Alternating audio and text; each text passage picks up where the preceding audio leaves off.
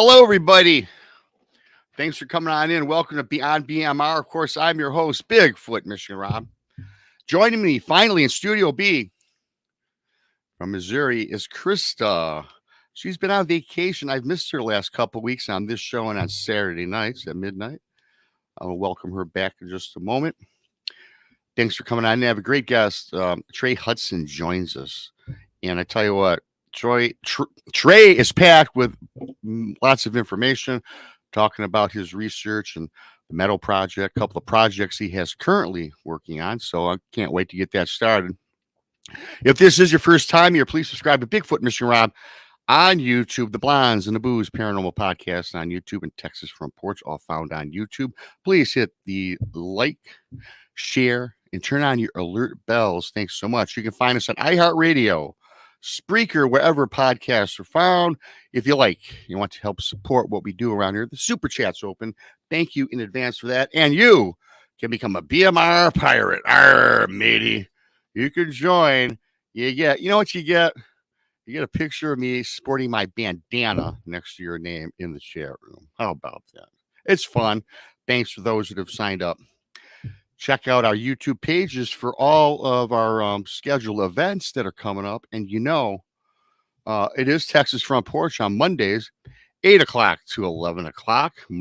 Tuesday, right back here beyond BMR 9 in the East with Krista.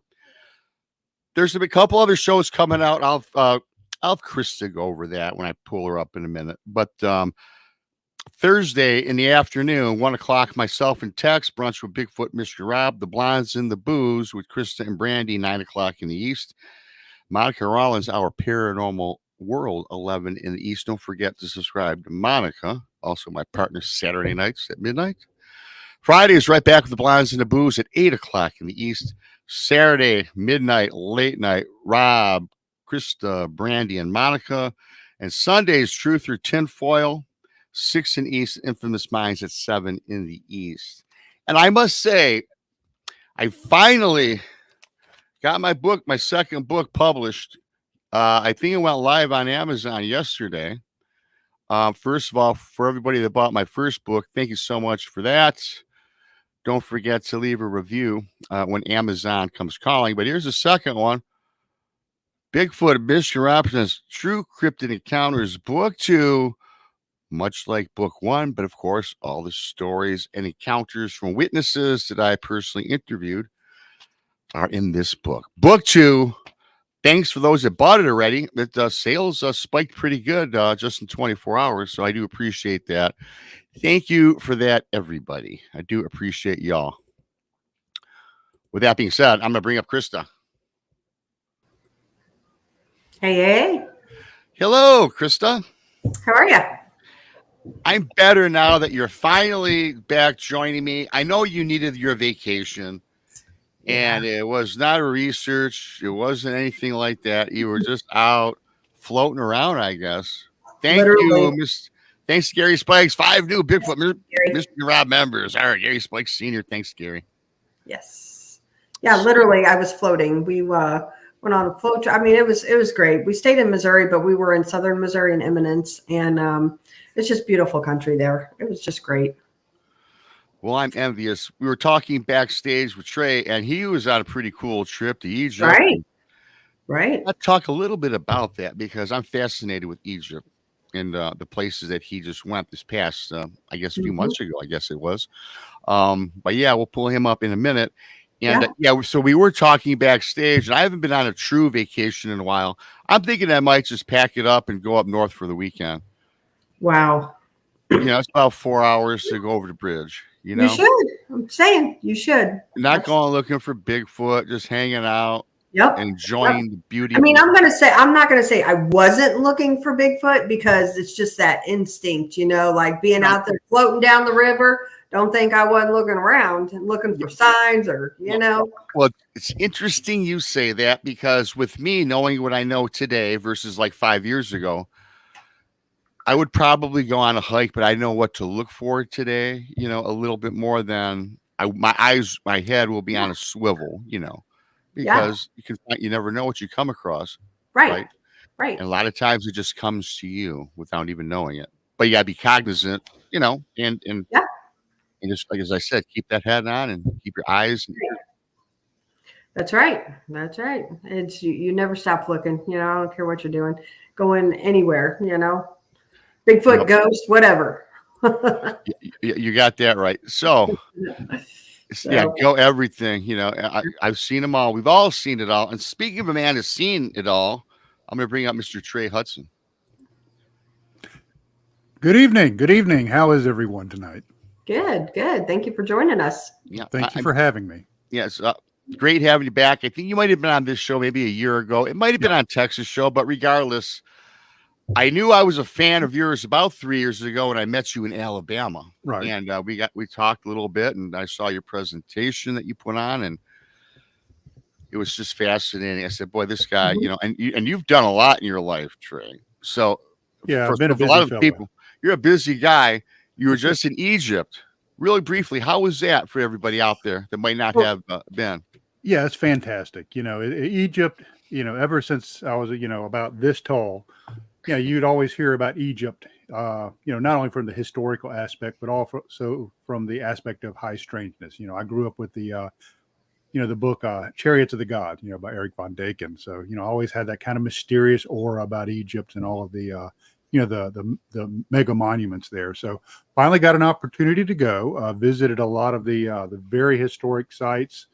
I was able to fly down to Karnak from Cairo, got on a boat and floated all the way down almost into Sudan. So we went all the way down to Abu Simbel, saw all these wonderful sites, then got on an airplane, jetted back to Cairo, then over to Amman, went to Mount Nebo, floated around in the Dead Sea, went to Petra, and finished up at Jerish, then flew back home. So it was a fantastic whirlwind tour.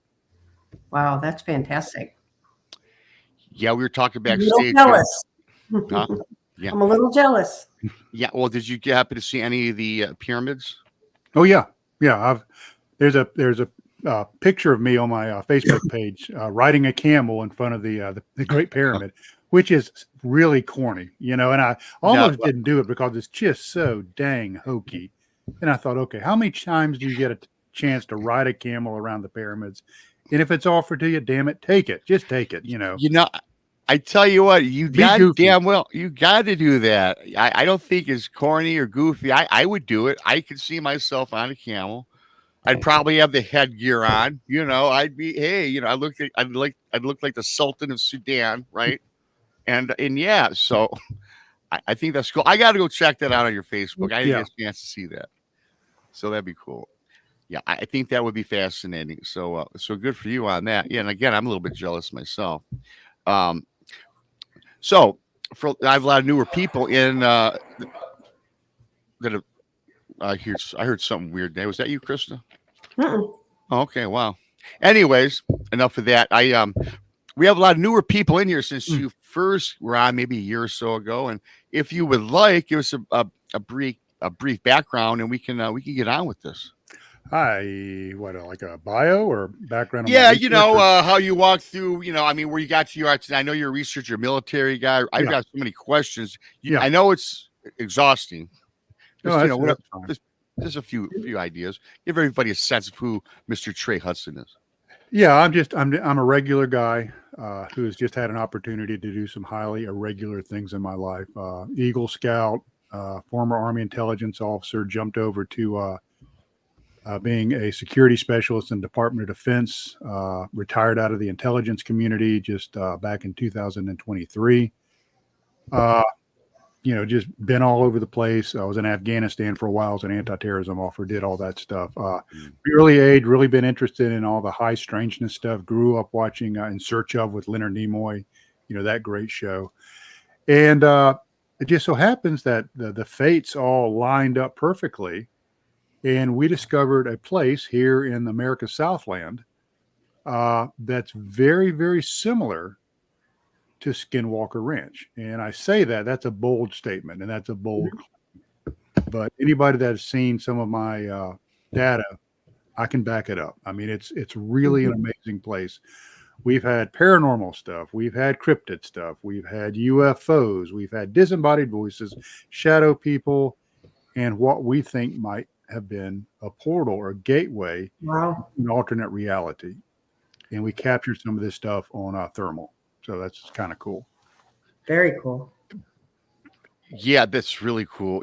Hence the name of this show, Beyond BMR. We can go all over with all the things that you just brought up, right? I mean, and I did see your presentation, as I mentioned a couple of years ago, which it was just fascinating. It was just fascinating. Mm-hmm. For sure. And I got to ask you, I know you don't give up or tell people where your area is. That's Right. your private spot where you go to. But what was the first inklings how did you first stumble upon this area? Oh, great question. I started off as a paranormal researcher. That's kind of, where I earned my spurs. I graduated with a degree in transpersonal and humanistic psychology from the University of West Georgia. One of my professors was the famous Dr. William Roll, famous parapsychologist.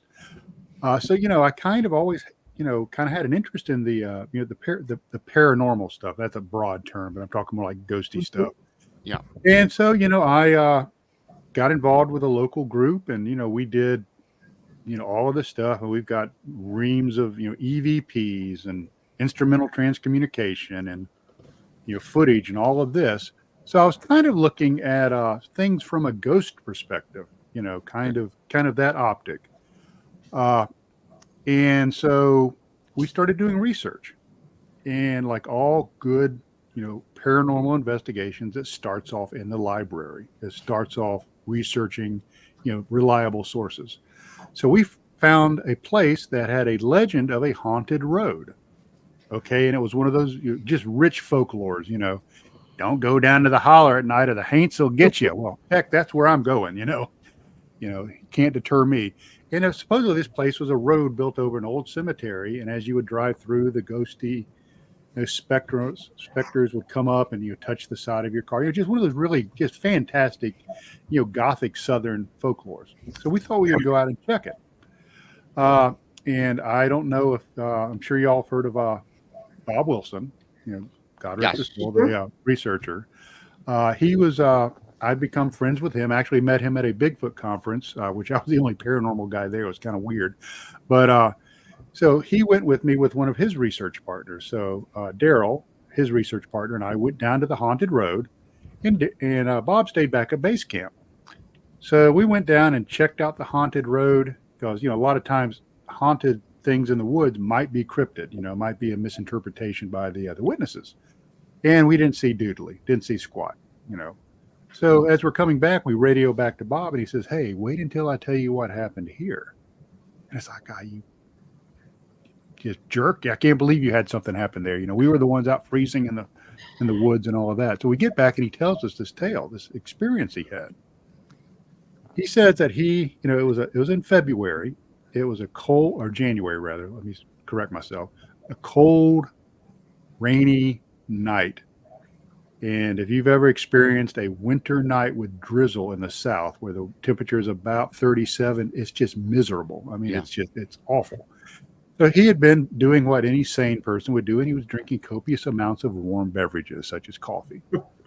Well, the law of thermodynamics says what goes in has got to go out. So he stepped behind the camp to take care of some personal biological business, and he sees this beam of light come down. Hit my microphone. Beam of light come down, almost like a bolt of lightning, but there was no thunder. And he's like, "Oh, crud! These overcast clouds are starting to generate lightning bolts." And then he looks up and he sees an orb, a very bright white orb, sitting in the sky. And then his next thought was, "Oh, the clouds are clearing off. The moon is coming out. Maybe this will be a nice, clear weekend. Maybe the rain is moving out." And then the moon moved sideways from right to left, all the way over here. It stopped, and then a pinpoint black dot appeared right in the middle of it. And the dot opened up like the iris of a camera, getting larger and larger until all he was left with was a white circle, like a ring of diamonds effect during a total eclipse. And then it winked out. So we got back and heard this story. It's like, I forget that haunted road crap. This is where it's going on. So turns out that about a quarter of a mile, half a mile from this place is a large open field, like meadow. Imagine a bucolic mountain meadow, just gorgeous, just absolutely beautiful. About 8 acres. And it had a ridge to the north. We figured it would make a really good place to research for several reasons. Reason number one, it's big and it's open. We put people out there with thermal and night vision. They're going to see anything moving across it. Reason number two, this area also has a lot of cryptid sightings. You can go to BFRO and the other things, and there's a lot of cryptids. So we figured if something moved across the field, it would leave an obvious track line, and we would be able to explore that. Reason number three is it had that ridge to the north of it that we could put teams up top with surveillance gear, and they could look down. They could not only surveil our teams down below them, but they could surveil anything coming in and capture from another vantage point. Mm-hmm. And fourth, last but not least, is it had a wide open expanse of sky. This area also has a lot of UFO sightings.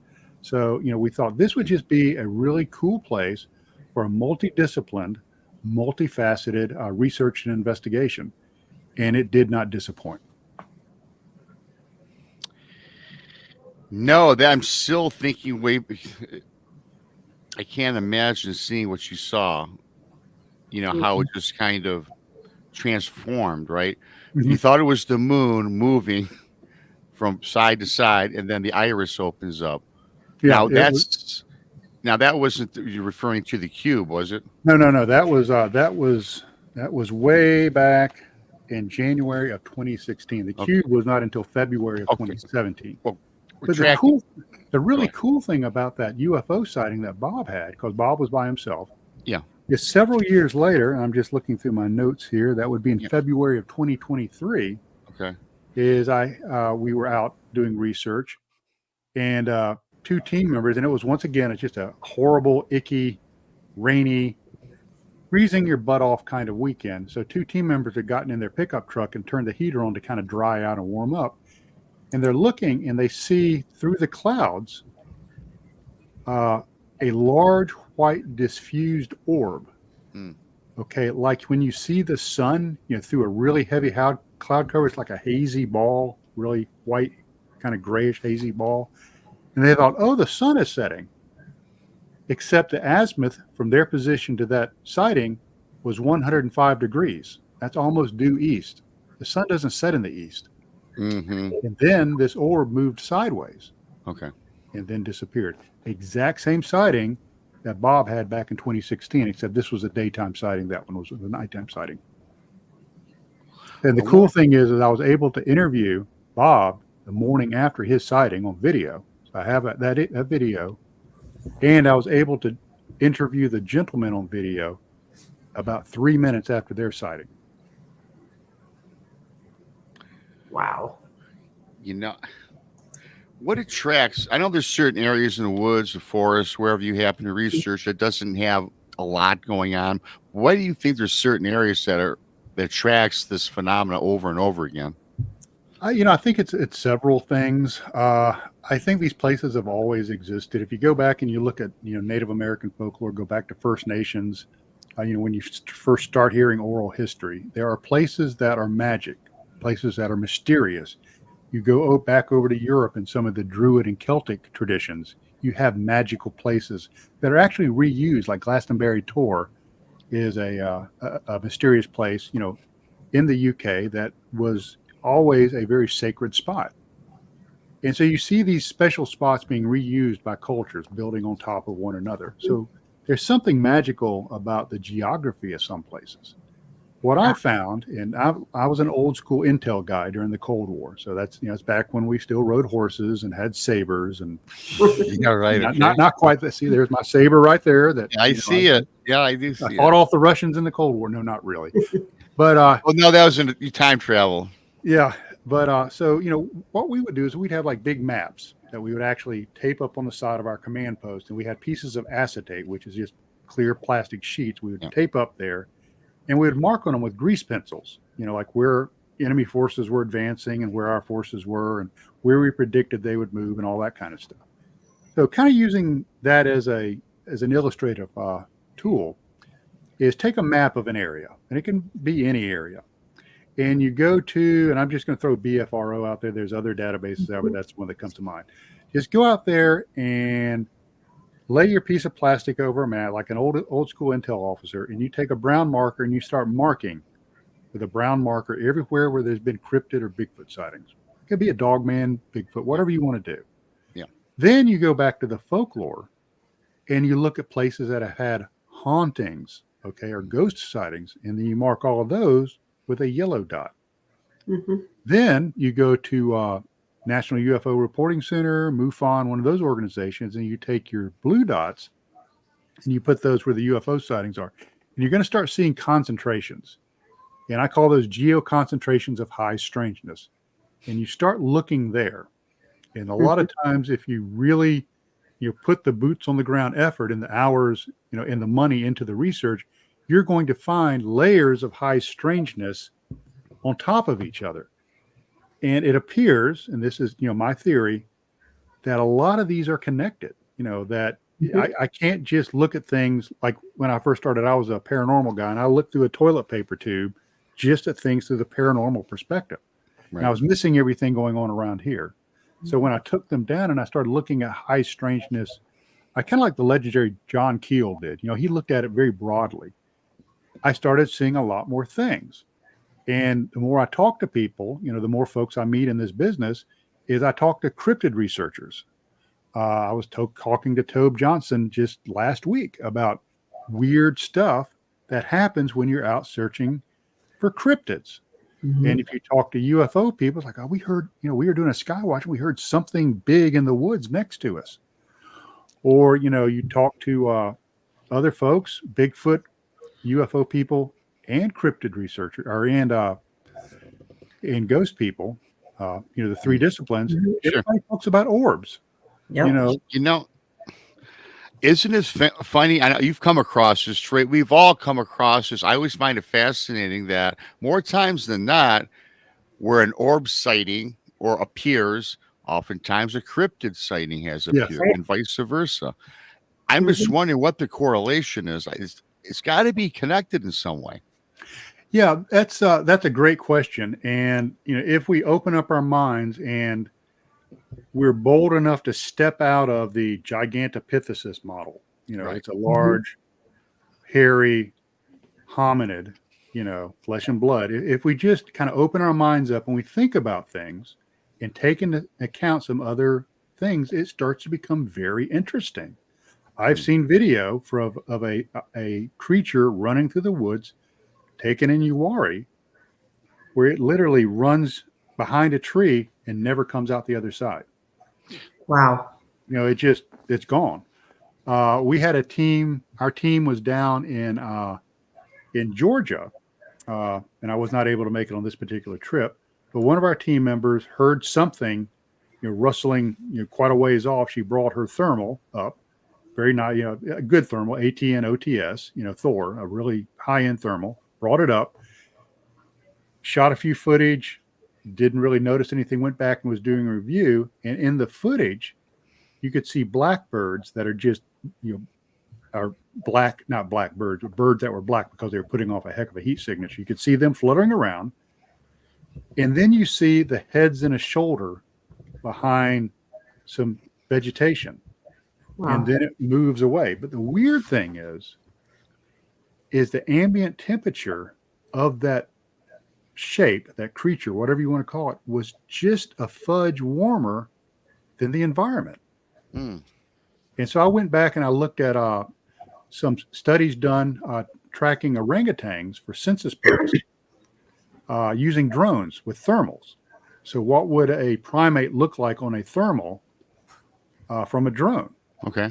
And what I noticed is looking at that footage that was taken in heavily vegetated areas, much more vegetated than this area was, is you would see the outline of their body, very plain, but their faces were brilliant because of the lack of fur on their face. This entity, cryptid, whatever you want to call it, did not have that. So you have to wonder, what exactly are these things? And, we've always wondered, how can they exist? And, we're not finding body. We're not finding huge deposits of scat. We're not, you just have to kind of open your mind up and think and say, maybe, there's more to this recipe than meets the eye. Right. Wow. What do you feel about, mentioned Skinwalker Ranch, there's Blind Frog Ranch, there's Bradshaw Ranch, even Missouri. I'm in Missouri. We have Marley Woods, and that's similar, Oh, yeah. Do you think like ley lines have something to do with all of these places, or just like a freak in nature? I mean, is there some kind of a pattern to, to your area, to the Missouri, Right. to on out, Yeah, that's a great question. I've done a lot of research on Marley Woods. I actually know people that are out at Blind Frog Ranch right now. Talked to one this week, and I've been to Blind Frog Ranch, and same thing with know some of the folks out there at Skinwalker. And it's a great question. Are these places that are they known because they've only been found? Is this more common than we know? My gut tells me that there's something about places that makes them more susceptible to this phenomenon. And there's, of course, the piezoelectric theory, that the high quartz content. I know out there in the meadow, you can find pieces of quartz big pieces of quartz on top of the ground. So the piezoelectric theory has been out there for a long time. And then you have others that talk about the ley line theories, and you have people that talk about certain, parallels of latitude. The truth is nobody really knows. And I think that there's a heck of a lot more of these places out there if people are just willing to do the research, put their boots on, get off the couch and head into the woods, and do it with an open mind, and with the proper equipment and mindset. I think we could just really, really, pull in reams of data. Another thing that I'm hoping comes out, in the next few years, and it's starting to loosen up a little bit, is researchers into high strangeness starting to share data. Like one thing that I've noticed that's very common across these areas of high strangeness are radiation spikes. Is just 2 weekends ago, we were back out at the Meadow, and we were doing an experiment with a pre-placement of tokens inside of a pyramid-shaped box, and it's an experiment that I designed. But we had our Geiger counter setting next to it while we were setting the experiment up. And our Geiger counters would go from 0.06 microsieverts per hour up to 0.20 microsieverts per hour. It's not a dangerous amount of radiation, but it is a significant empirical spike. So, it's like a 3-time spike, 300% spike. And, I started researching it. It's an area known for high radon gas, but you wouldn't encounter radon gas out in an open field. You might in a basement or a tunnel or something. So, if the more we talk to each other and the more, folks that are researching these various areas of high strangeness communicate, maybe we can start to see patterns. And in seeing those patterns, we can develop indicators. And developing indicators, maybe we can start pinpointing where and when these events will happen, which will make it a lot better for us to capture on our equipment, be it thermal, night vision, Geiger counters, time displacement meters, etc. But more importantly, that we can experience these things as a human being. Yeah. So much there. I got to ask you too, like, we'll get a little deeper into, but we're talking about these portals, and now we're talking about, radiation spikes and all these different levels. For people that are out researching, it gets kind of dangerous for a lot of us, doesn't it? Just thinking that, like, it is. It really is. I've read stories, and perhaps, and I don't, again, Mr. Wilson, he's no longer with us. I met the man. I'm glad, fortunate I did.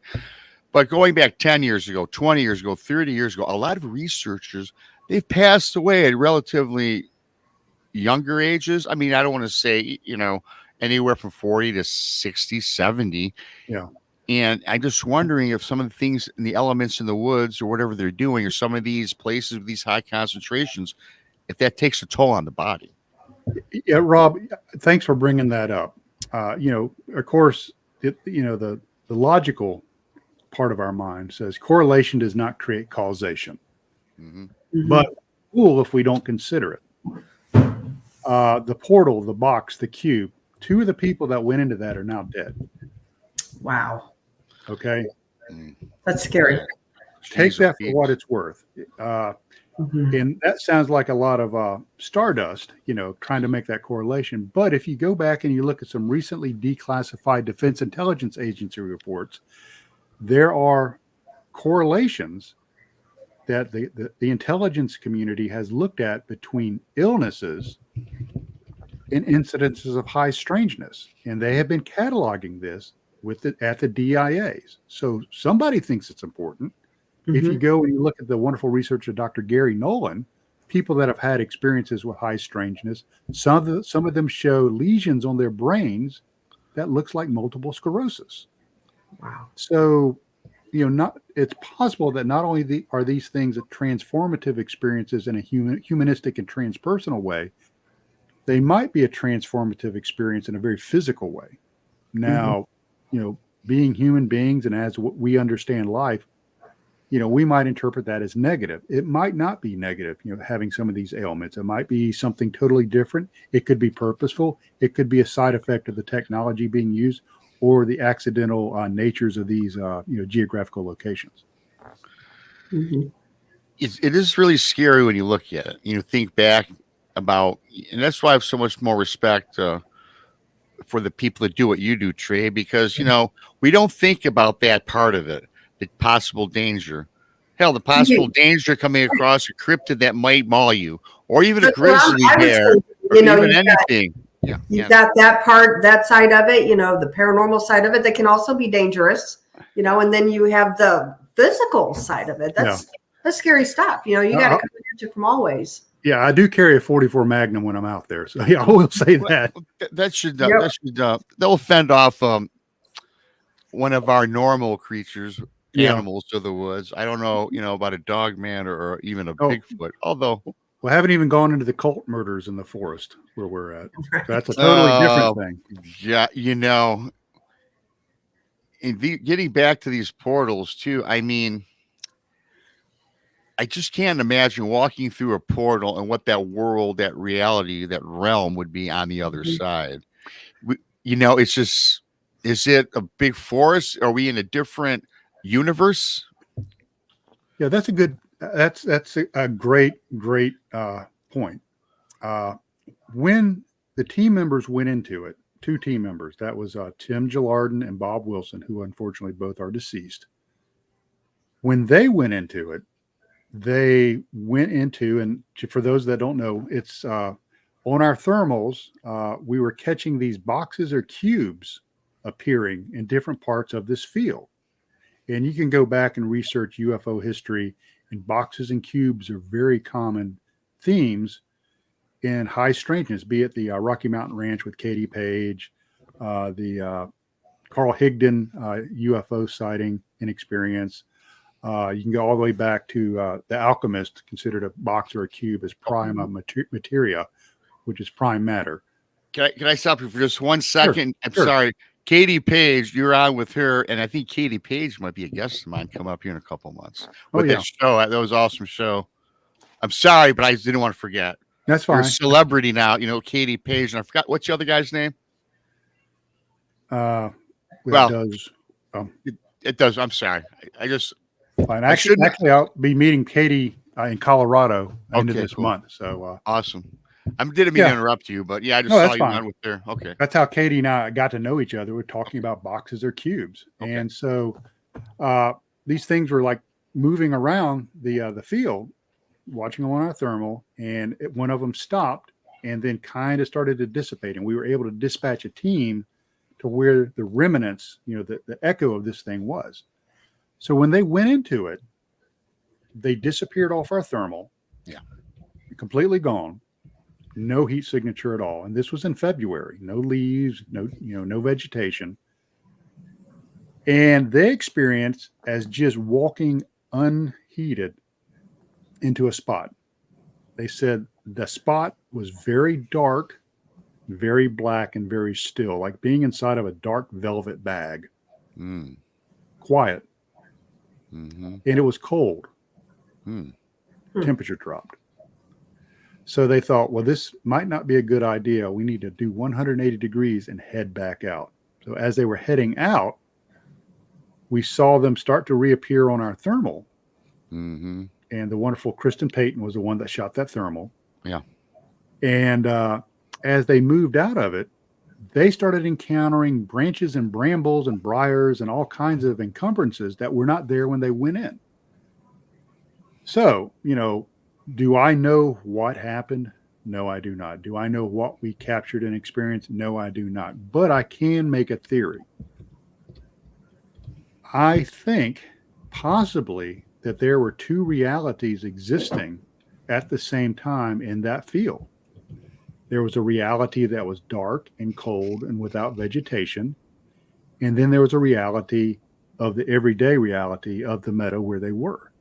And both of these existed at the same time in the same place. Now that sounds odd, but if you break it down to quantum levels, light using the dual slit experiment can be both a particle and a wave at the same time. The observer effect is you can have very different things going on, and it's affected whether somebody's watching it or not. That's Schrodinger's cat and all of that stuff. So what if, we do not have a total understanding of spooky action at a distance, quantum entanglement? What if these things can also happen on a macro scale, where you have two realities existing on top of one another?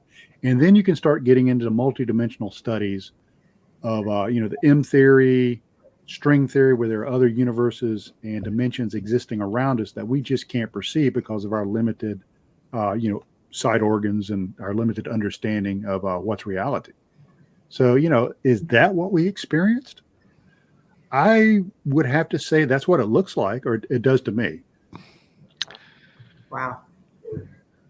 I would say they were very fortunate to come back, because this is not unique. I've heard you talk about it and others, but I think that these portals, these different realities or realms that are out there, are probably make up a nice percentage of the missing 411. Yeah, I've got a story about that too, if you care to hear. Yeah. Oh, yeah, for sure. Of course, It's all about story. It's story time on the BMR show. So, yeah. Well, this is actually something that happened to me. It's an experience. Yeah. Awesome. So everybody's familiar with David Paulides' Missing 401 series. If you're not, please, do yourself a favor, look into it. So Kristen and I had come back for, and I'd have to look at my notes. It was in January, I think, of 20. January of 20. We had not a lot of people showed up for this outing. And Kristen and I decided we were going to go out into the field, and we were going to go ahead and take GPS coordinates, baselines of electromagnetic fields and radiations at all the spots where we've had high strangeness. So we went around and we did that. And then to the south of the field, there's a large creek, almost like a small river. And we thought, well, let's cross over and see what's on the other side. If there's somewhere over there that we can set up teams, just to give it a look, because we had the time and we didn't really have a full research schedule. So we go across. I wade across the creek. I'm sit down on a log, put my boots back on, and I'm looking around, and there's this whole brand new big field, large open area. And I'm really excited because we can field a team of a dozen people, in this new field. So I get on the radio and I say, Kristen, this is really cool. I'm at, another field, that we can research in. We can have, concurrent teams running two operations adjacent to one another across this big creek or small river. And she goes, what are you talking about? I said, no, this is really cool. You need to come over here. And she goes, don't move. I'll be right there. So she comes sloshing through. She goes, Trey, what are you talking about? I said, isn't this great? This is like a brand new place. She goes, you're back where we started. This is where we crossed the creek. You never crossed it. And it was so disorienting. I was so confused. And to give you a little bit about my background, Eagle Scout, backpacked all over the U.S., big game hunted all over the U.S. and Africa. I'm a pretty confident and competent woodsman. And I was so confused and so disoriented that I had to tell everyone just to shut up and leave me alone for about 10 minutes. Wow. and let me get my wits about me. And this is going to sound weird, but it's while I was sitting there drinking my water and kind of getting calmed down and kind of, get my feet back on the ground. It's almost like the field changed. It's like it morphed back into what it was. Wow. And during that time, we were also running, like I said, we were taking radiation readings. We had a radiation spike of 0.33 microsieverts per hour when that happened. Wow. That's And incredible. because we had the protocols of base camp radio operator, maps, compass, GPSs, and a team member, we never go out alone. Could I have ended up as a chapter in one of David Paulides' books? Mm-hmm. Yeah, perhaps. I mean, you have the right protocols in place, but can you imagine the many people that are hiking for pleasure? Yeah. A camper. Don't care about UFOs, cryptids, all this jazz we all love. Again, I think it accounts for a lot of this. I really do. Mm-hmm. I can't imagine. I couldn't either. Trey, how long have you, kind of two questions really, how long have you been researching the Meadows? And then next question is how did you come across it? Yeah, we've been researching since 2016, January, I'll look at my notes, January 2016. Wow. And, like I said before, I kind of came across it was kind of close to base camp when we were doing, the paranormal ghost road stuff. Great. And just thought it would be a cool area to research. So we thought that, hey, let's just use this Meadow kind of as a base of operations. And in July of 2016, we went back about 6 months later.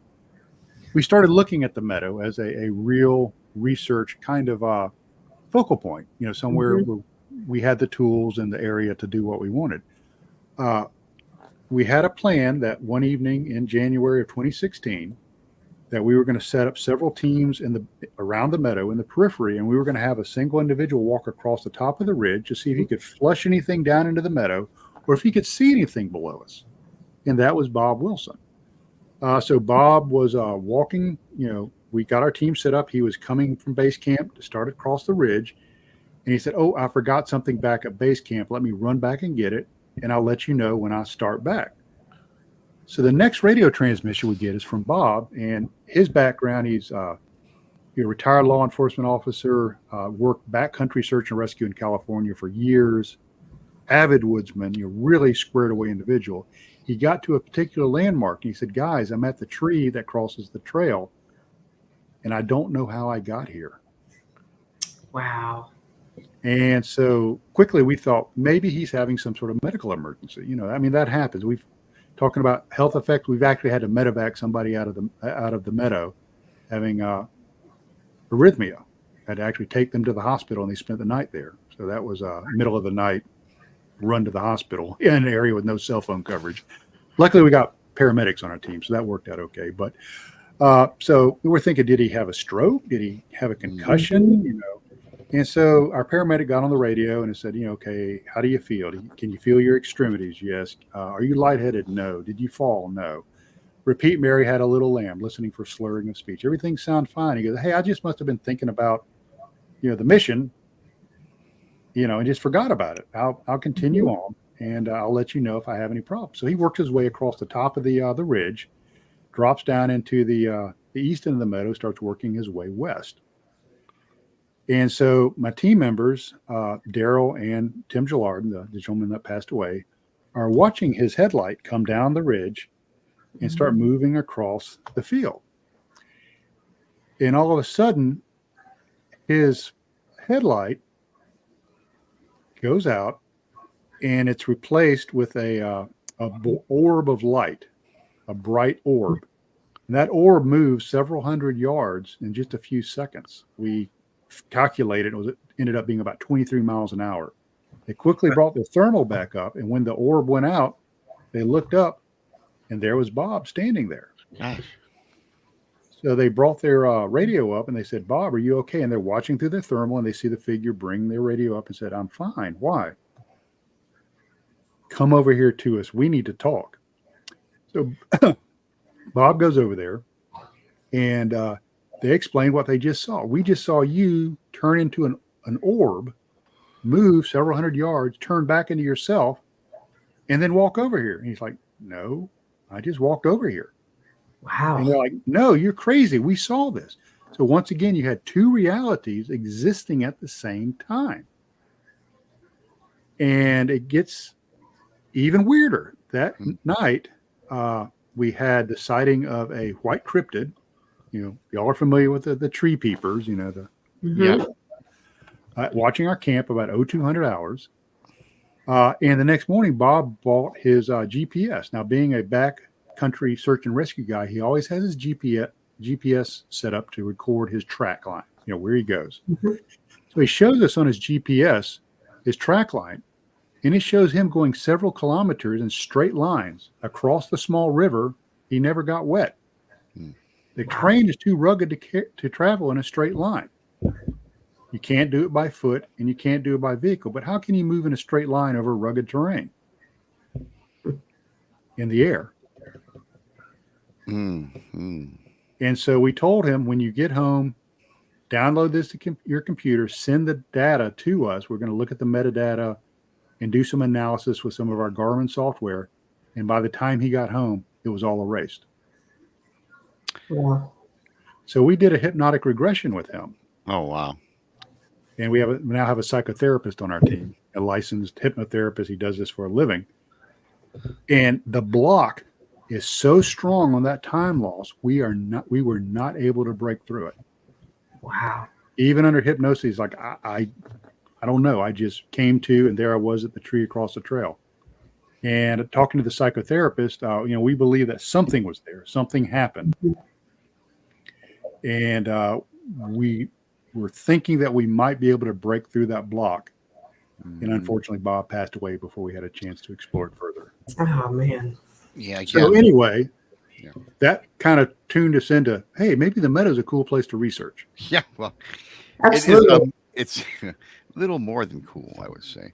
Yeah. I was going to ask a question, but a buddy of mine, Brown Dwarf, wanted to ask if there was water around this area. But then you just mentioned about the river that runs through there. Yeah, because I always find that water plays a big role in a lot of these. Yeah. Somebody else in chat too. Let me see if I can find it. Made a good point. Jojo, she said the Fae are also known to make you disoriented. What do you think about, like, possibly? Right. That's a great question. The Fae is just a word. Okay. The Fae is an old European word for entities in the forest. Okay. We have encountered and captured on thermal entities in the forest. So you can call them aliens, you can call them ghosts, or you can call them the Fae or goblins or pixies or, whatever. It does seem like some of these entities do have the ability to confuse people, Yeah. And whether that's with, radiation or some other technology, you run into people a lot of times that have these encounters with high strangeness. Sure. That are just really wigged out by it and highly confused, for a period of time. And it takes, sometimes regressive therapy to break through that confusion and hopefully dredge up what actually happened, during these encounters. Go ahead, Chris. You got another question? I was just saying thanks to T-Bone. Yeah, thank you, T-Bone. Well, while we're at it, we're at the 50-minute mark. Really briefly, I want to thank Gary Spike Sr., T-Bone twice. Today we picked up another 20 new BMR Pirates. Thank you for that. I do appreciate that. Love y'all. Whether you donate or not, love y'all. Thanks for coming in. Even the people that are watching at home that do not participate in chat. We have 91 in chat. And we've got 397 watching live that are not in chat. So wherever you're at, thank you. You're as important as the people that hang out in our little chat community. So thank you to everybody, no matter how you participate. I do appreciate that. Trey, this might be a little sensitive question. And I know that you'll be able to steer it, the way you want, spin it the way you want, maybe. military person, retired. I think you were in securities. It's something like that as well. If I Yeah. remember talking. Yeah, I some was time in ago. the security side of the intelligence community, protection of classified assets, information, special programs, Yeah. all of So that stuff. yeah. So here's my question. We talk about these portals. I happen to believe that are natural portals that exist, much like Mhm. perhaps what you're experiencing. When it's on the governmental side, do you think that we have technology? Does our government, do you think, create these portals on purpose as maybe as an advanced weaponry? I will say this Okay. is there are declassified CIA documents where in-depth studies have been made of portals and wormholes. Can they be created artificially? It is Wow. open source that NASA has done research, and they have found that there are certain areas in the atmosphere around the Earth that when uh, geomagnetic radiation from the sun hits these areas of plasma that exist in the upper atmosphere, microsingularities are created, i.e., wormholes or tiny black holes. So there is some government-funded research at some universities exploring wormholes. Okay, so you take all that together and you put it in a bowl and you mix it up, and it certainly seems like the government's interested in it. Now, I will tell you this from my personal experience, especially in the special program world.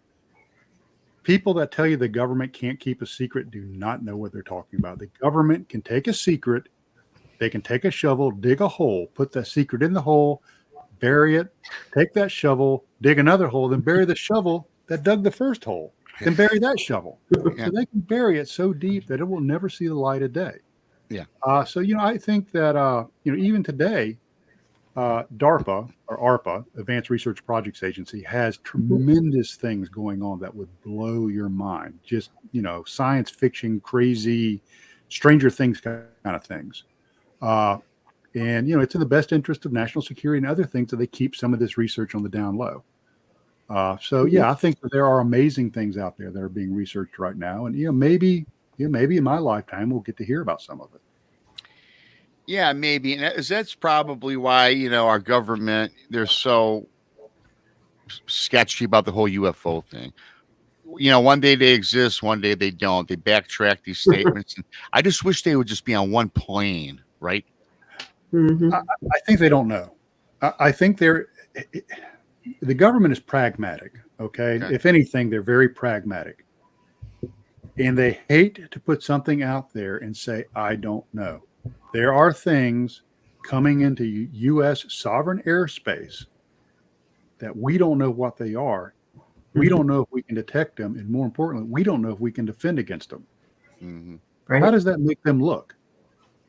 Well, Ineffective. I'm not going to say incompetent, but ineffective. So, so they're kind of cagey about, putting that out there, because if you think about it, the enormity of it, it's kind of scary, I mean, that would be scary. I mean, I can, everybody almost fell off their rocking chairs way back in the day when everybody had the toilet paper outage, for COVID.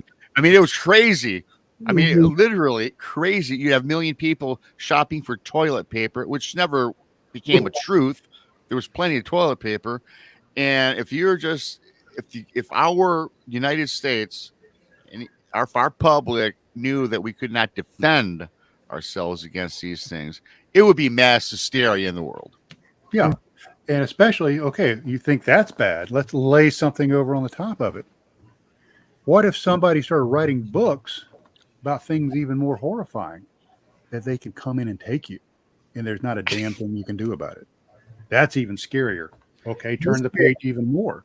What if you start looking into not only animal mutilations, but if you go down to Brazil and some other places, there are some indicators of human mutilations.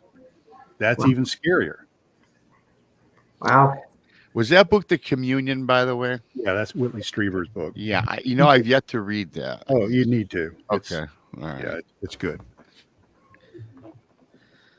I've got my little desk of weirdness here. I've got all kinds of odd little. Well, I always I joke with Chris. I got in this corner. I got like 20 books, all brand new, by the way, stacked there that I've yet to open.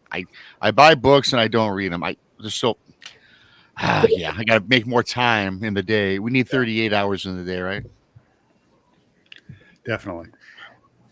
Chris, what you got? Anything for Trey? I know your mind is twirling. I don't like to hog the whole show. No, you're good. There was a question here. I was kind of curious. Grandizer says, ask Trey Hudson about the Gugway. He has some scary stories there. I'm not familiar with the Gugway. Oh, I that started. doesn't ring any bells. I thought that he meant that he had heard you say some stories there. No, so I apologize. What about any like a dogman or anything like that? Dogman. Okay, here it's going to get a little weird too. Gugman is actually what they say. It means face eater. Yeah. Oh, face eater. Well, in this area, there is, in the South, we have the Creek, the Cherokee, the Choctaw, a lot of the Native American tribes and cultures and belief systems down here. In this area, there is a being in their mythology called the Spear Finger Witch. And she had a long obsidian finger, and she would cut you open with it, come into your bedroom at night or wherever you're camping, cut you open, scoop out your liver and eat it. And she especially loved children. And she sang a song, and I'm not even going to try to do it in Cherokee, but it's like, I eat your liver, ya, ya, ya. Oh, goody, goody, goody. Wow. Yeah. So you turn the page, of the Skinwalker, in the Uinta Basin, that story. So you're starting to see some similarities, in the Wendigo and, other mythologies. So, even in early human history here in North America, there's these tales of malevolent entities that prey on humans. Wow. Now, I'm going to hold this up again. Do you think this thing might have a long, spindly finger when it takes people? Right. Yeah. Right. So I've heard. Yeah. And seen on TV. Yeah. Wow. So the dogman. I'm Chris. Go ahead. Just saying, definitely food for thought. That just. I find that since I started doing this about 5 years ago, I know a lot, but I don't know anything, and and that's what is freaky for me personally. Mm-hmm. And they're talking about the weird comment. We do embrace the weird on our channels, everybody. So if you're not in the right place, if you don't embrace the weird, so you're in the right place here. Yeah, I didn't go looking for the woo, but the woo found me. Well, that's typically you were talking about Dogman. In other places, specifically, I'm thinking about the Bigelow era of Skinwalker Ranch and the National Institute for Discovery Science, and the wonderful book by Keller and Knapp, Hunt for the Skinwalker. They were there, or Keller was, and the NIDS team doing their research. And then in the second book, the Skinwalkers at the Pentagon, which talks about how a special access program was set up by the Defense Intelligence Agency, and they contracted Bigelow to research Skinwalker Ranch. And I'm just telling you from experience, the way they described how the special program was set up and compartmentalized, it rang true to me. So one thing that Keller talks about is back in Virginia, when he got home, his family would see the upright canine creatures moving across their backyard in Virginia. So if y'all give me a second, I would love to show you a photograph of something. Yeah. This was approximately 40 meters behind my back door. And I'm in a cottage now on my property. So it's not here, but it's from my house. So let me see if I can pull this up. This is a little weird.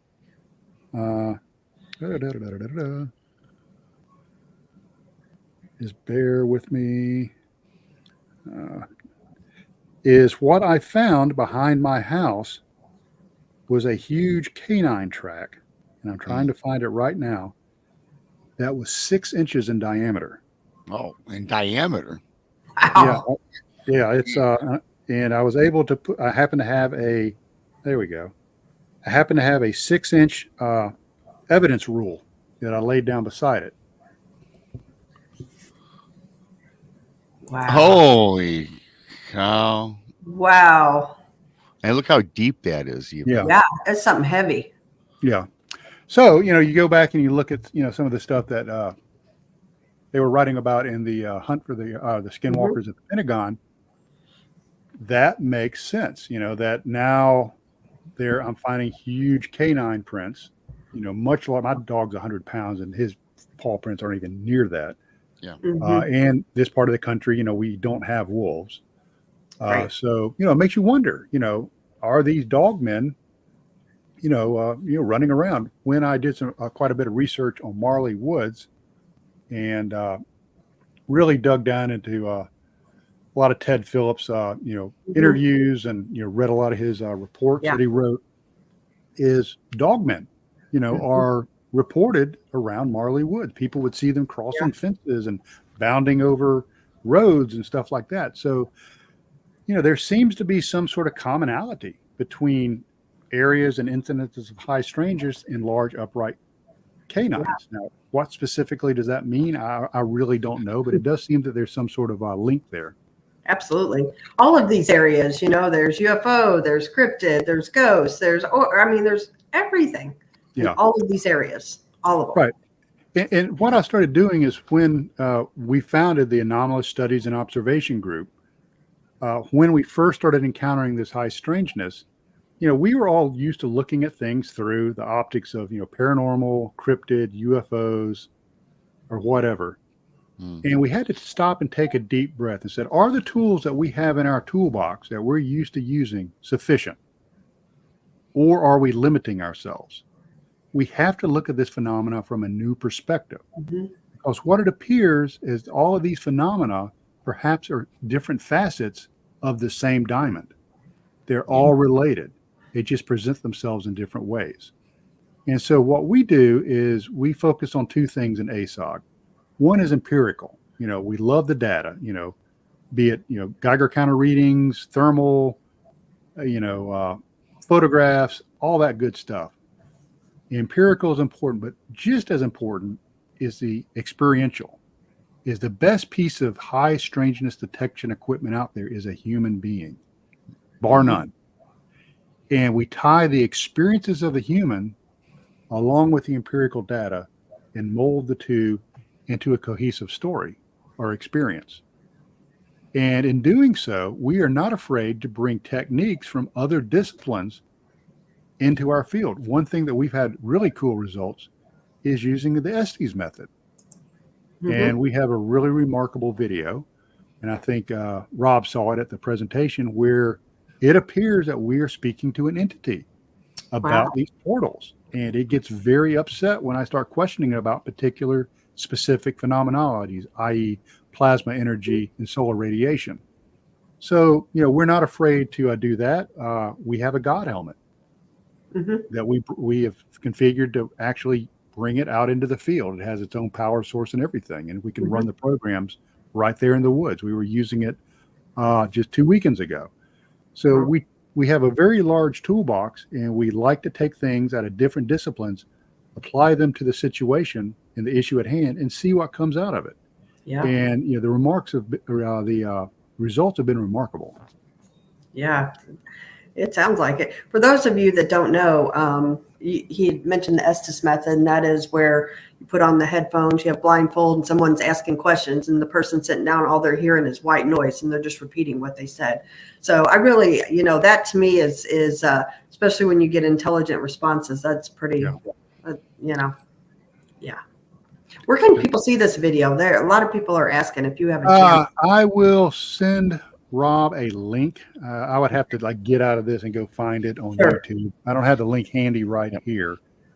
But what I could do at the end of the show or when next day or so, you can send me the link. I could put it in this. In fact, in this video, everybody, I'm going to have all Trey's links posted in this summary of the show when the show ends or whenever I get the links. You know what I love about what you're talking about earlier about you had mentioned Gigantopithecus and this and that. Now, I guess when I first started out, I was kind of in the ape camp, right? Sure. Well, I'll say that I was. I'll say that I was. Okay. We all were. Sure. But what I love about what you do and other younger, researchers younger than us, but that they don't. Well, yeah, I'm talking about Probably guys not as young as you think. I think guys in the 30s. I think we're over. I think it's fair enough to say we're all over 30. But I'm 60, so Well, very good then. You don't look 60. You look good. So yeah, I think got to be more expansive in the research. I mean, hey, listen, for all you old timers out there that are in research, I respect all of them, even the guys, because it had to start somewhere. Yep. I give my respect, right? But some of these people, though, that just refuse. I was at a conference. I talked to a guy, not going to mention his name. I thought the guy was cool. We kind of caught, we seemed to like each other. But all of a sudden, when I bring up anything about Bigfoot that was paranormal or the woo, the guy quit talking to me. It is not paranormal, but emphatic about it, and literally didn't talk to me the rest of the conference. That's how gung-ho he was on. This is just an ape running around North America. I just can't see that, and it kind of ticks from that day forward. It ticks me off about some of these people that they're like this, right? Blinders. They can only see tunnel vision. And we're not going to get anywhere with people like that. Right. Yeah, that's kind of cool because I met Bob and a lot of the gang that are on my team at a Bigfoot conference in 2013 in Georgia. Okay. And I had on a T-shirt that said "Paranormal Investigator" because I was invited by one of the speakers, and he kind of went into the wooey stuff a little bit, and so everybody was kind of giving me the stink eye. What are you doing here? You were brave wearing it back then. Yeah, to a conference. I'm also 6'4" and 240 pounds, so it works out. But so anyway, during the breaks, you would see these guys. They'd kind of look around and they'd kind of ease over to me. It's like a Cold War movie getting ready to make a spy pass of information, and they'd come up to me and they go, "Hey, come over here and talk to me." And these guys and gals would open up and they'd say, I don't want anyone to hear me say this, but we were out hunting for Bigfoot and we had disembodied voices and shadow people, or we had orbs surrounding us. What do you think that's about? Right. And so it happens in the community. And unfortunately, some people in the community, some big names in the community, I talked about looking at the world through a toilet paper tube. Yeah. All of this is going on around them, and they cannot bring that down because they have so much emotional investment in their worldview. And that's a very dangerous place to be, especially if you're trying to do research. I think it is, especially, and I can understand one side of the coin where if you've been doing this for 20 and 30 years and then you just don't want to conform. But I always, Chris, you always know where I'm going with this. Ron Moorhead, right? That guy just tells me the story that I always convey at least once or twice a month. He said to me, young man, back in the day, young man, 30 years ago, if you'd have came up to me and talked Bigfoot and suggested that it was from outer space or the woo-woo or paranormal, I'd have turned you around and sent you home. He goes, today, 2024, he's flipped. It's right up on my bookshelf. I have the Quantum Bigfoot. Yeah, I have the book too. It's a great book. Love the book. He just came out with the second book, I think, last month. So he's something. He says it's something more than just a flesh and blood creature. Absolutely. Yeah. And that I think is the best way to approach the subject. Well, to look at it, that way. And this is kind of, what I tell to people that kind of, are on the fence line about human beings. Okay. Human beings are multidimensional creatures. Okay. We are not limited to just the third dimension. That is why the military developed something called coordinate remote viewing. I am a trained remote viewer. Right. And I can tell you it is possible to see things in other places without being there.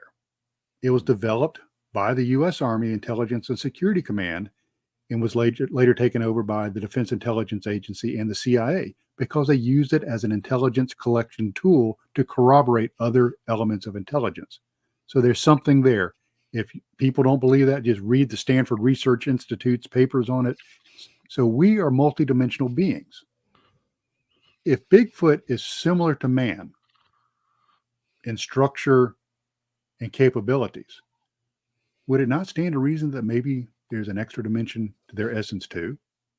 And somehow maybe they are more attuned to that than we are, and they're able to use this to their advantage. Yeah, I think absolutely, right? Yeah. To me, it makes sense. Yeah. And so that psyops does go on then, Trey? Mind control. What about mind control? I don't think we have to have mind control. We have the media, so it doesn't have to be anything. Oh, God. Well, the media. Yeah, I mean, there's literally that is the number one influencer in the world. Yeah, TikTok. There are things called psyops and information operations, and yes. we are in the midst of it. Absolutely. Mm-hmm. I talked with Air Force Special Operations guy, and I said, this was your forte, not necessarily mine. Are we in the midst of a psyops? And he goes, oh, absolutely. So we're being manipulated every day. Hey, let me ask you this. I always wanted to ask this question. And it probably didn't happen to you because I don't know why you would be spied on. I mean, we're not going to get into your career. I'm sure there's things you can't talk about. But as you being a remote viewer, have you ever gone and did an investigation, a remote view, where you found somebody remote viewing you? I have not. That is possible. You can You can remote view the remote viewer, and there are countermeasures that remote viewers can put out there to kind of protect themselves. The Chinese were supposedly really bad about trying to target our remote viewers, but to my knowledge, no. But then again, I'm not really looking at national security stuff. That quite frankly, doesn't really interest me that much. Right. Yeah. I just I think it's a thing of like I don't know what you want to call it, maybe like integrity, like being even like a psychic medium. You don't want to get in on someone else's stuff unless, you have permission, I would think, so if somebody's going to remote view you, I would think they would ask, just if their intentions were honorable. Yeah. Yeah. Yeah. Credible. That's what my point. Mm-hmm. Yeah. Most of the stuff I've done, are like missing persons cases where I've been asked to remote view. So, that kind of stuff. Yeah. Pretty That's sometimes, and you got to be careful, I guess. Wouldn't that be kind of a slippery slope? I mean, you could come across things you maybe don't want to see that are really, it might offend you, or just some, if you remote view a missing persons case, and unfortunately you come across how somebody met their demise. That's got to be, you got to have strong, that'd be rough. Your psyche's really got to be tough and prepared in the event of that situation. And, the military version of coordinate remote viewing is very stringent. It's very protocol driven. So, hopefully in your training that you're hardened enough to stay on target, stay on protocol, report information. You're not there to make judgments. You're not there to have emotions. All you're doing is reporting information. Now, when you come out, you need to be able to take some time to decompress, and maybe have another remote viewer that you trust and can talk to during the decompression cycle. Okay. Flipping back a little bit earlier, what we were talking about today, you had mentioned something about time loss, right? I think that came up.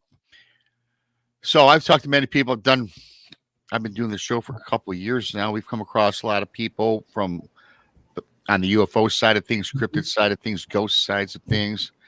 And I'm finding it more and more common that people that experience time loss is suggested that maybe they were abducted by an ET, an otherworldly. I'm sure you've had to hear about that. What's your take on that? Yeah, the whole abduction phenomena. It's kind of a tricky thing, and we have to tread carefully here. I am one never to poo-poo one's experience. Okay? Right. Your experience belongs to you. It doesn't belong to me. It's not my place to criticize, maintain, or deestablish your belief system. That's yours. No, I'm with you on that. And so we have to be respectful of that. I do believe for a fact that there has been quite a bit of regression, hypnotic regression, done by competent and ethical individuals. Bud Hopkins is one, John Mack is one, very competent, responsible individuals. And during this regression, that the visible events of high strangeness have a background of extreme high strangeness, which appears to involve being taken by something and taken somewhere or transported some other place. Right. A lot of times that you will have missing time laid on top of that people cannot remember. Now there's several theories on what that is. One theory is that whatever blocks your memory. Okay. The second theory is that human beings, when we encounter a highly traumatic or emotionally disturbing event, that we will block it. We will blank it out of our minds because we don't want to deal with the existential crisis of having to deal with it over and over again as we remember it. Soldiers will experience this. Paramedics will experience this. People that go through horrible trauma like rape and beatings will do this. So, I would think that being abducted would be pretty damn traumatic. It would be for me. Absolutely. So you're looking at that. How many people out there maybe have had these experiences, percentage-wise of the population, but yet you have no recollection of it? And you start rolling those dice, and it can get kind of scary thinking about the numbers. Yeah. It's interesting. We did the regression with Bob, and we could not break through that block. This is a professional hypnotherapist that does this every day. He could not get through that block. And, during the regression session, which is going to be outlined in my second book, it's like he came up against a wall. He says, I have no recollection until I reach that tree limb. Absolutely blank. So it makes you wonder, there's so many accounts of it. There's so many people talking about it. You start going back to early, Native American history, Spearfinger, Wendigo, all these creatures taking people. You go over to European history, you go over to Northern Asian with Baba Yaga and some of that stuff. And then of course the South Asian folklore, people things taking people from their homes and doing things to them is pretty common, in our ancestral memory. I often wonder, because I don't know many. I've spoken with several people and through casual conversation with other people that study this stuff. I think there's a lot of people that are so,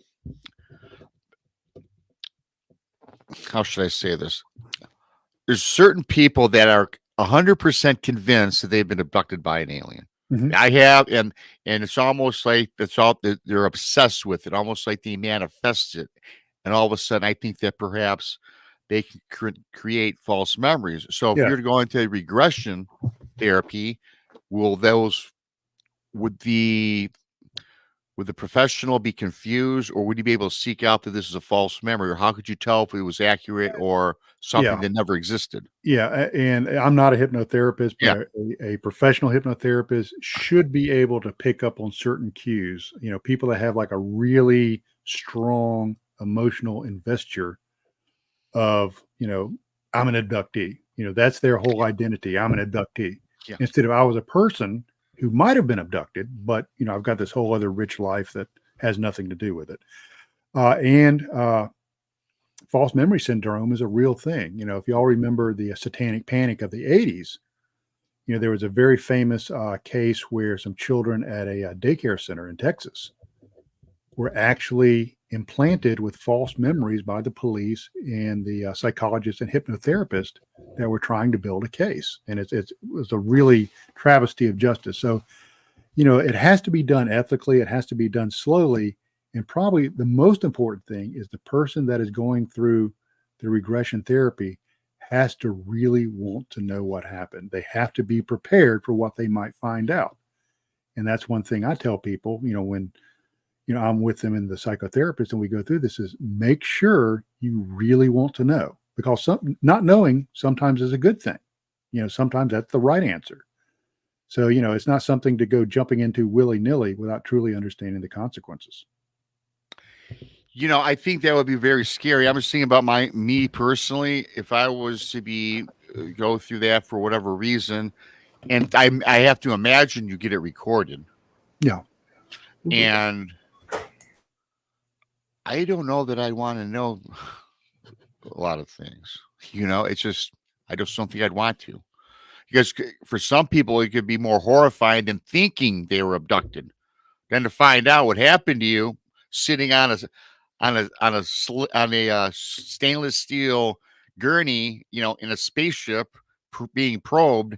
Some I don't think I'd want to know.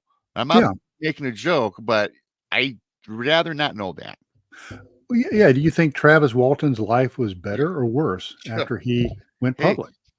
Worse. Worse. The poor guy's ridiculed every time he walks into a room. Oh, man, I know. Yeah, he's the nicest guy. I mean, he just really is down to earth. There's a question here that T-Bone asked. Right. It says, Trey's opinion of NDEs and abduction correlation. Good question. NDEs, I talked about the multi-dimensional aspect of human beings. I was just talking to our psychotherapist 2 weeks ago about out-of-body experiences, OBEs. Is a lot of people believe that near-death experiences are OBEs, out-of-body experiences, where we actually transcend into awareness of this extra set of dimensions. Okay. And that's why people talk, they talk about, rising up and seeing their family members and all of this. Raymond Moody used to lecture at my university. He doesn't live too far from here. Was one of the first pioneers of near-death experiences. So if we look at near-death experiences as a change of consciousness, if we look at death, not as death, not a cessation, but as a change of consciousness, and people talk about abductions and the way they explain them, that my body was on the bed and then I was floating out up into a craft, that kind of sounds like an NDE or an out-of-body experience. So what's abducted, may not be our physical self. It might be another part of ourselves. It might be the psychic, multidimensional part of ourselves.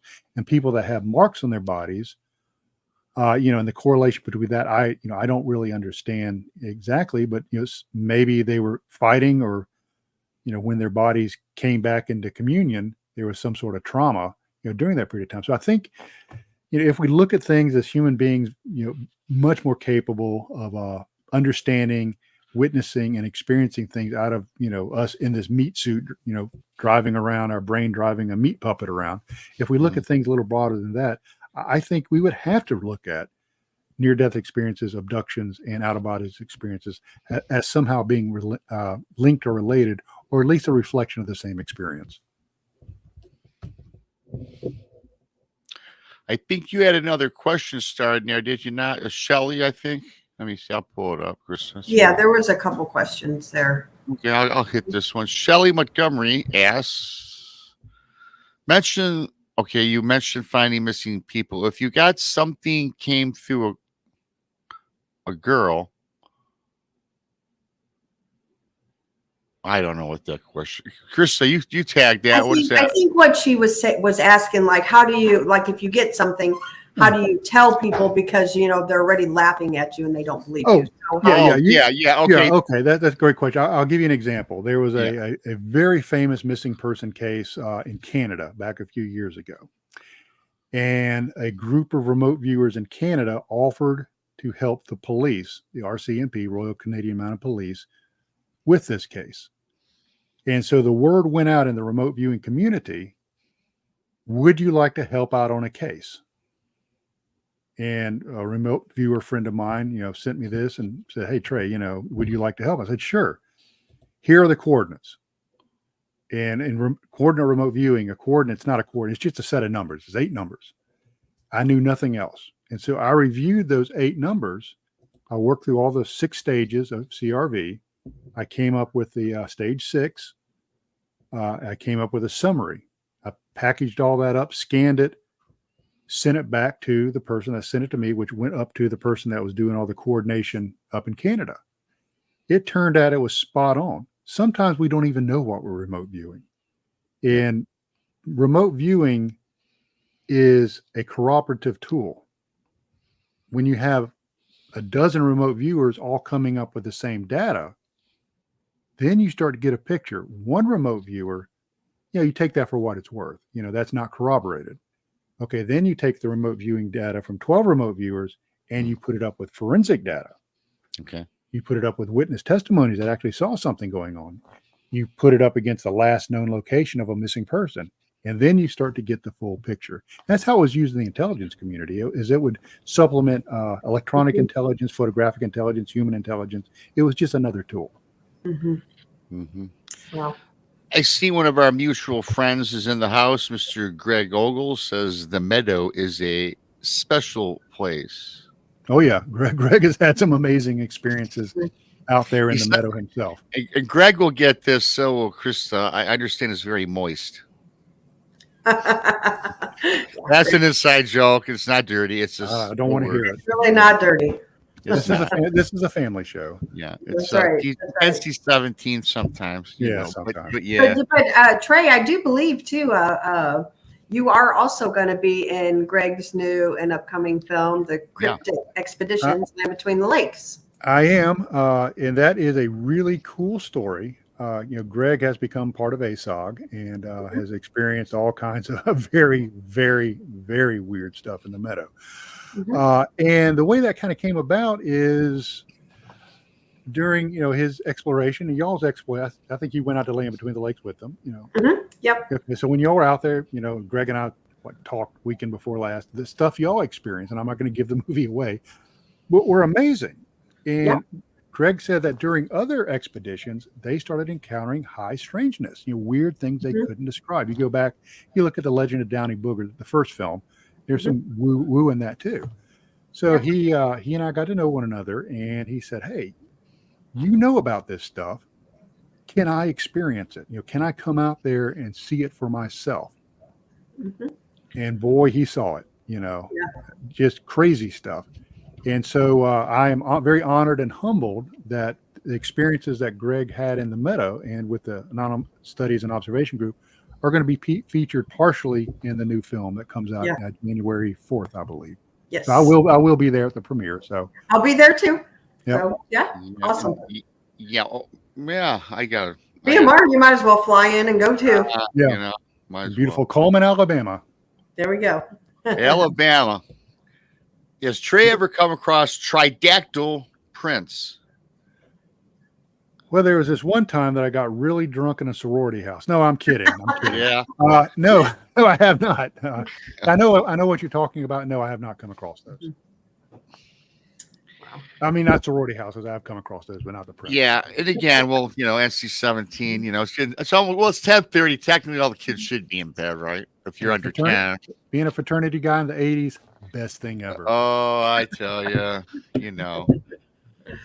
it was fun. I went to well, I'm not going to get into it because I don't want to say anything that'll get me in trouble. But I will say this: it's been a fantastic show. We're running almost out of time. What I'd like you to do is tell everybody where we can find you, get in contact with you. Yeah. I don't think you're on of YouTube or nothing like that, but if you want to share your information. Yeah, but best place to find me is go to your local liquor store, look in the cardboard box in the alley in the back. Okay, that's where I'm at. No, I'm kidding. The best place to find me is have my have a domain now is www.treyhudsonresearch.com. And my bio's there, a link to my book and all of that stuff. If you want a little bit more interactive experience, Trey Hudson-author on Facebook. I post all kinds of goofy stuff there and things to think about. And so send me an email, treyhudsonresearch@gmail.com, or DM me through Facebook. And the book is available, audiobook, ebook, hard copy, and if you parlez-vous français, it is in French in Europe. Awesome. Wow. I need you to send me those links. I'll put it in here so people can view it tomorrow. And I do want to see that video when you get a chance. That's that we talked about a little earlier. But put the links, send me the links. I'll get them up on this because a lot of Okay. people are watching this over the next couple of days anyway. And Really? it was a fantastic show. I really appreciate you coming on and spending your evening with us. Well, thank Yeah, you. It's been an really. honor and a privilege. Yeah. Well, thank It's you so been much. fun. You're so kind. Always fun. It's always good when you come on. It's nice and refreshing, and a lot of hear the different perspectives. And Sure. and I tell you what, you really got a great place where you do your research. And I don't know if you take. I'd like to visit that place. Yeah, I we- think, We take guest researchers when. Yeah, well, you know what? Another thing I got to mark down that I haven't gotten to do yet. Yeah. I got I started this like 10 years ago.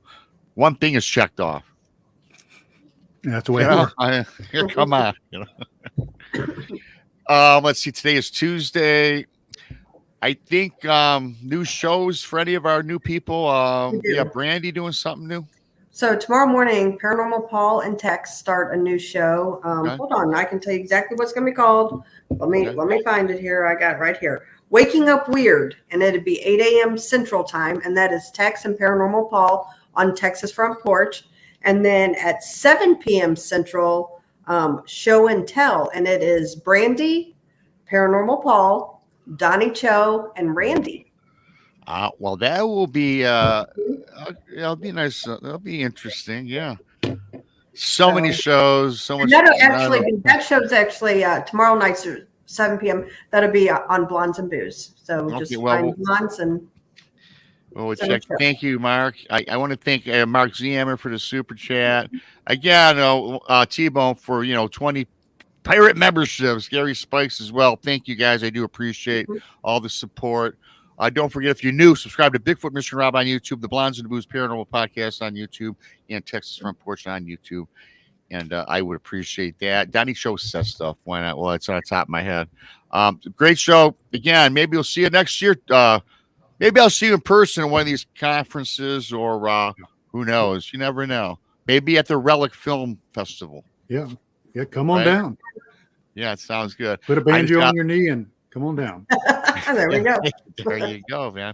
I just it'll take me a minute. I got so many things I have to delete here to find the extra. All right, found it. Everybody, good night. Thank you for coming in. Good Like night, on your way out.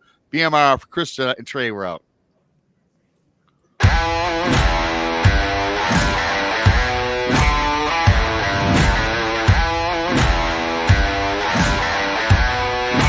Are you ready?